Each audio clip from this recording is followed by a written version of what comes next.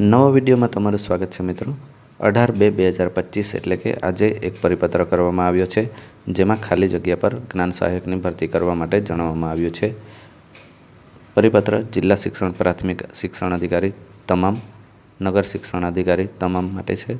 વિષય છે બદલીથી છૂટા થવાના કારણે શાળામાં ખાલી પડેલ જગ્યા પર જ્ઞાન સહાયકને નિમણૂક આપવા બાબત। સંદર્ભ 2023, 2024 અને 2025નો પરિપત્ર છે। વાંચી લઈએ। ઉપરોક્ત વિષય પરત્વે જણાવવાનું કે શિક્ષણ વિભાગના સંદર્ભ 2ના પત્રથી રાજ્યની સરકારી પ્રાથમિક શાળાઓમાં કાર્યરત જ્ઞાન સહાયકના કરાર રિન્યૂ કરવા અંગે જરૂરી સૂચનાઓ આપેલ હતી, જે અંતર્ગત સૂચના ક્રમાંક 3થી નીચે મુજબની સૂચના આપવામાં આવેલ હતી।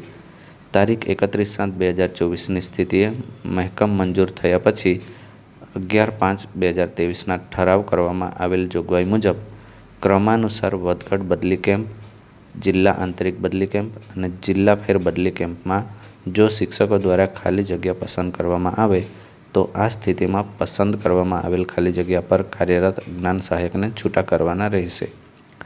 ઉક્ત સૂચના મુજબ વધઘટ બદલી કેમ્પ, જિલ્લા આંતરિક બદલી કેમ્પ, જિલ્લા ફેર બદલી કેમ્પ અન્વયે બદલીથી શિક્ષકોના હાજર થવાથી જે જ્ઞાન સહાયકોને છૂટા કરવામાં આવેલ હોય તેવા જ્ઞાન સહાયકોને બાળકોના શૈક્ષણિક હિતમાં જિલ્લામાં ખાલી પડેલ અન્ય જગ્યાઓ પર જિલ્લા કક્ષાએથી કરાર આધારિત નિમણૂક આપવા શિક્ષણ વિભાગના સંદર્ભ 3ના પત્રથી મંજૂરી આપવામાં આવે છે।